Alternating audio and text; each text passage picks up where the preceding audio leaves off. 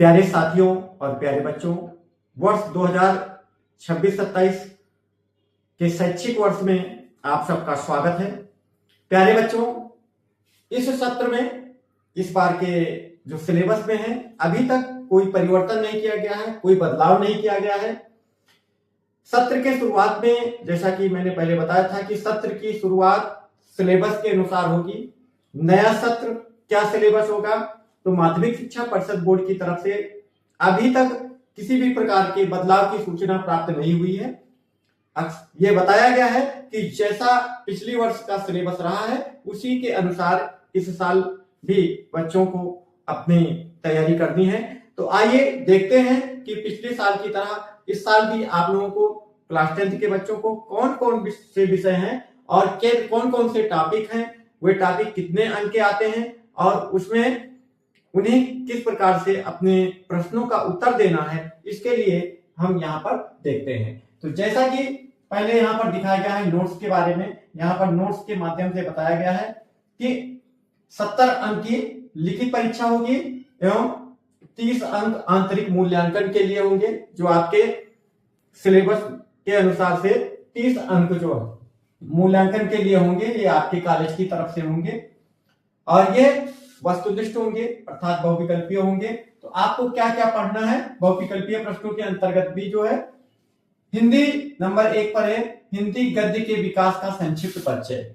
हिंदी गद्य के विकास का संक्षिप्त परिचय। बच्चों, हिंदी साहित्य के इतिहास का क्षेत्र बहुत बड़ा है, लेकिन इसमें आपको केवल 2 ही युग पढ़ना है। नंबर 1 शुक्ल युग है और दूसरा है शुक्लोत्तर युग।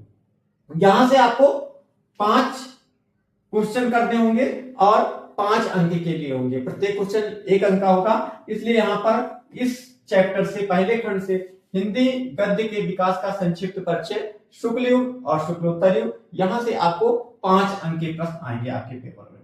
दूसरा है हिंदी पद्य के विकास का संक्षिप्त परिचय, हिंदी पद्य साहित्य के इतिहास, जिसमें आपको पढ़ना है रीतिकाल एवं आधुनिक काल।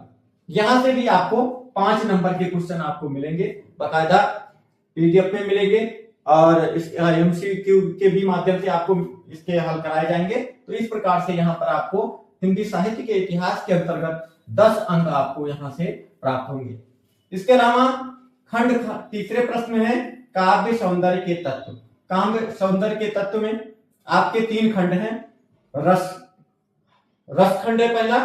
रस के अंतर्गत आपको हास्य रस एवं करुण रस, जो कि आपको 1 नंबर का होगा। हास्य एवं करुण रस के बारे में आपको यहां पर पढ़ाया जाएगा। दूसरा है अलंकार के क्षेत्र में। अलंकार के भी विभिन्न प्रकार होते हैं, लेकिन आपके सामर्थ्य के अनुसार केवल आपको 3 उपमा, रूपक और उत्प्रेक्षा, इनके लक्षण बताना है, कहां पर होते हैं और कहां पर इसके उदाहरण क्या क्या हैं, वो भी आपको 1 नंबर का होगा। अगला है छंद के अंतर्गत सोरठा एवं रोला, ये भी लक्षण और उदाहरण, ये भी आपके इसी के अंतर्गत होंगे 1 अंक के। उसके बाद हिंदी व्याकरण से संबंधित प्रश्न होंगे, जिसमें अंतर्गत शब्द रचना से उपसर्ग होगा, ये उपसर्ग के माध्यम से आपको उपसर्ग हो गया, समास हो गया और तद्भव तत्सम एवं पर्यायवाची, यहां से आपको 3 प्रश्न होंगे और 3 अंक के होंगे। इसी प्रकार संस्कृत व्याकरण से आपका जो है 1 प्रश्न होगा, जिसमें सर्वनाम के अंतर्गत तद शब्द और युष्मत शब्दों का जो है आपका रूप यहां से आपके शब्द रूप होंगे और ये 1 नंबर के अंतर्गत आता है। वाक्यों का स्वरूप से आपका 1 अंक के क्वेश्चन पूछे जाएंगे। वाच्य प्रयोग और वाच्य परिवर्तन से भी 1 अंक क्वेश्चन होगा और 1 अंक का होगा। पद परिचय, विकारी एवं अविकारी शब्दों से लेकर के भी आपको 1 अंक होगा। इस प्रकार से ये आपके 20 अंक के क्वेश्चन होंगे, जो बहुविकल्पीय प्रश्नों के अंतर्गत आपको इसको सॉल्व कराए जाएंगे। क्वेश्चन में सिलेबस में अभी तक की सूचना के अनुसार आपका सिलेबस में कोई परिवर्तन नहीं किया गया है। बार बार बताया जा रहा है कि जैसे पिछले साल का सिलेबस था, अभी तक प्राप्त सूचना के अनुसार से आपका सिलेबस यही है। उसके बाद खंड ख में वर्णात्मक प्रश्न होंगे। वर्णात्मक प्रश्न आपके 50 अंकों के होंगे। ये 50 अंक में क्या क्या निर्धारित किया गया है? गद्य हेतु निर्धारित पाठ से प्रश्नोत्तर है, जो कि आपके 6 अंक के होंगे। पद्य है तो पद्य खंड से भी आपको 6 अंक के क्वेश्चन आपको करने होंगे। इसी प्रकार संस्कृत पद्यांश का संदर्भ सहित हिंदी अनुवाद के अंतर्गत भी आपको 5 क्वेश्चन आपको करने होंगे। संस्कृत पद्यांश का संदर्भ सहित हिंदी अनुवाद भी आपको गद्यांश से भी और पद्यांश से यहाँ पर 5-5 अंक के आपको प्राप्त होंगे, 5 अंक के। उसके बाद निर्धारित खंड का आपसे कथानक, चरित्र चित्रण तथा तथ्य पर आधारित, इसके अंतर्गत खंड गद्य के पाठ्यवस्तु से लेखकों का जीवन परिचय। इस पर अधिकतर बच्चों का सबसे ज्यादा फोर्स होता है, ज्यादा प्रेशर होता है कि सर जीवन परिचय कौन सा रटा जाए। तो जीवन परिचय से संबंधित आपको यहाँ पर 3 अंक के गद्य के क्षेत्र में, और इसी प्रकार से पाठ्यवस्तु से संबंधित कवियों का जीवन परिचय आपका यहां से कवियों का जीवन परिचय 5 अंक का जीवन परिचय और गद्य के क्षेत्र में, और 5 अंक का जीवन परिचय पद्य के क्षेत्र में होगा। अगला है बहुत ही स्कोरिंग क्वेश्चन होता है यहाँ से कि संस्कृत खंड के पाठ्यवस्तु से कंठस्थ किया हुआ अर्थात आपके द्वारा याद किया गया हुआ कोई एक श्लोक लिखना होता है जो आपके 2 अंक का होता है। पत्र लेखन, आपको पत्र लेखन से आपको कितने अंक के? पत्र लेखन से भी 4 अंक, एक आपको पत्र लिखना है और 4 अंक आपको प्राप्त होंगे। संस्कृत खंड के पाठ्यवस्तु पर आधारित प्रश्नों में किन्हीं 2 का संस्कृत में उत्तर लिखना है।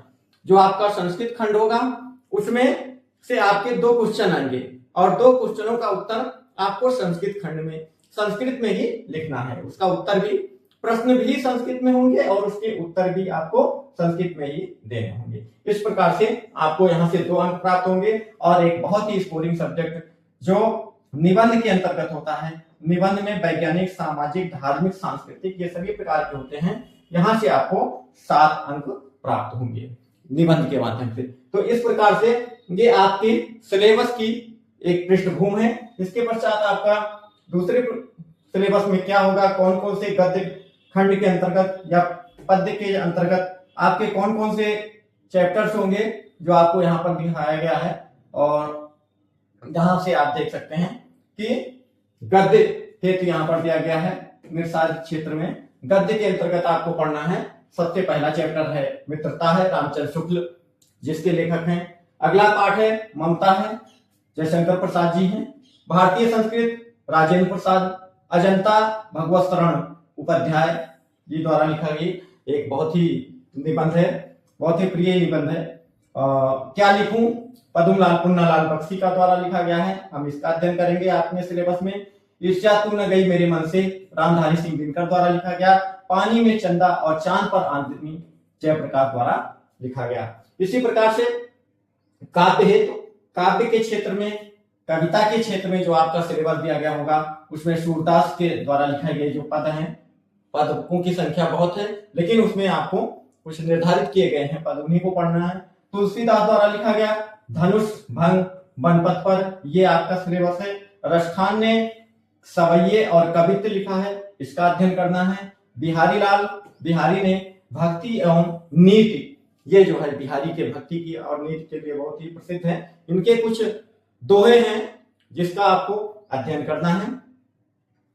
इसी प्रकार से पूरा का पूरा सिलेबस अकॉर्डिंग पिछले वर्ष के अनुसार ही अभी तक है, इसमें कोई चेंजिंग नहीं दिखा, अभी तक किसी भी प्रकार का परिवर्तन नहीं किया गया है, कोई चेंज नहीं किया गया है। अगला पाठ है राम नरेश त्रिपाठी, इनकी एक कविता स्वदेश प्रेम का आप अध्ययन करेंगे। मैथिली शरण गुप्त द्वारा लिखा गया भारत माता का मंदिर। इसी प्रकार महादेवी वर्मा ने हिमालय से वर्षा सुंदरी के प्रति, ये 2 इनकी अलग अलग जो है रचनाएं हैं। आप दूसरी का भी अध्ययन करेंगे हिमालय से, और दूसरा है वर्षा सुंदरी के प्रति। सुमित्रानंदन पंत ने जो आपको लिखा है ये आपकी चींटी रचना है, और दूसरा है चंद्रलोक में प्रथम बार। माखनलाल चतुर्वेदी द्वारा पुष्प की अभिलाषा और जवानी, इस प्रकार से ये 2 कविताएं हैं। सुभद्रा कुमारी चौहान ने झांसी की रानी की समाधि पर, यह है अशोक वाजपेयी है। भाषा एकमात्र अनंत है, युवा जंगल है। और श्याम नारायण पांडे, इनकी बहुत ही प्रसिद्ध रचना हल्दी घाटी, इन्होंने हल्दी घाटी के नाम से एक कविता लिखी है, इसको आपका सिलेबस करना है।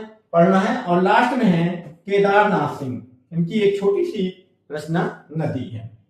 तो यह आपका गद्य का क्षेत्र हुआ और पद्य का क्षेत्र हुआ, अर्थात कविता गद्य मतलब कि निबंध हो गया और पद्य अर्थात काव्य हो गया। तो ये बहुत ज्यादा चैप्टर नहीं है, अगर आप क्रम से पढ़ेंगे तो पूरे वर्ष में बहुत ही अच्छी तरीके से कम 2 बार इसका अच्छी तरीके से रिवाइज कर सकेंगे।